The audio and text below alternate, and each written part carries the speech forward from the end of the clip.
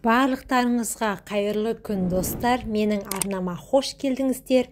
Арнаға тіркеліп, видеоға лайк басуды ұмытпаңыздар, видеоны соңына дейін қараңыздар.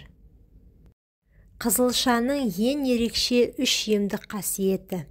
Денсаулықты сақтау мен қалпына келтіруде дәрісіз ем түрін таңдау құптарлық іс.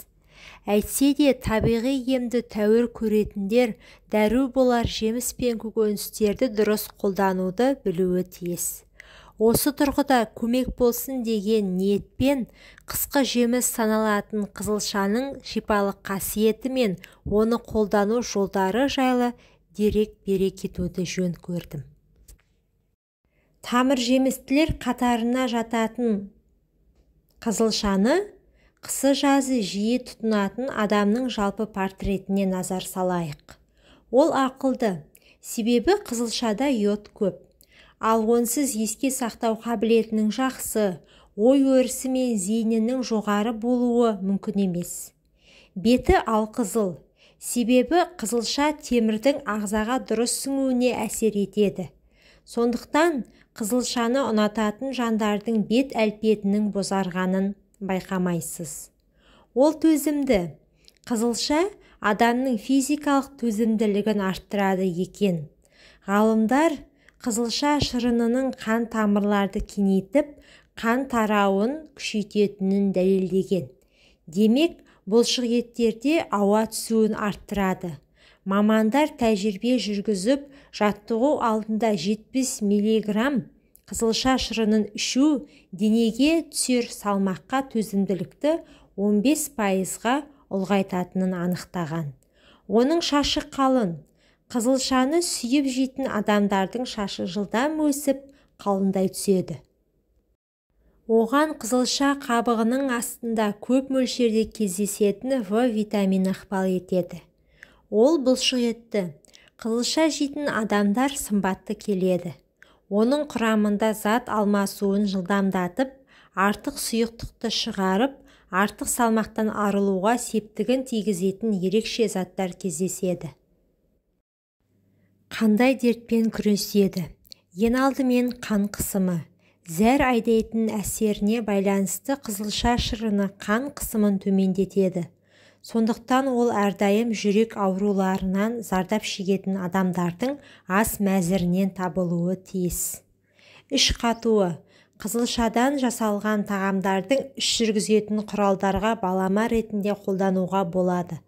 Бірақ қызылша шырынын пайдаланғанда абайлаңыз. Нәтижесі сіз күткеннен де артық болуы мүмкін. Қызылша бауыр қызметін жақсартып, оны улы заттардан қорғап, ағзадан зиянды заттарды шығарады. Асқазандағы ауырлық. Қызылша ақуыздар мен майлардың құрытылуына көмектеседі. Қызылша қабынуға қарсы әсерге ие. Сондықтан шырынын тұмау тигенде мұрынға тамызады. Көмейдің қабынуы, жұтқыншақ қабынуы орын алғанда тамақты шаю арқылы қолдануға да болады. Дұрыс пісіре біліңіз. Қызылшаны пісіргенде ыдыстың қақпағын жауып қойыңыз. Ол витаминдердің жоғалуын азайтады. Көкөністің толықтай суға батып тұруын қадағалаңыз. Ол пайдалы заттардың ыдырау процесін баяулатады. Суға тұз салмаңыз. Ол қызылшаның пісу уақытын ұзартады. Егер тұз қоссаңыз, тіпті піскеннен кейін де қаттылау болуы мүмкін. Дайын тағамды тұздағаныңыз жөн болады. Түбін кеспеңіз және сабағын толық кеспей бірнеше сантиметр қалдырыңыз. Әйтпесе қызылша түсі мен дәмін жоғалтуы мүмкін. Пісу уақытын жылдамдату үшін суға 1 қасық қант салыңыз. Немесе өсімдік майын қолданыңыз. Екеуі де қайнау температурасын жоғарылатады. Егер ыдысты бұлғаудан қорықсаңыз, қызылшаны пакетке салып пісіріңіз.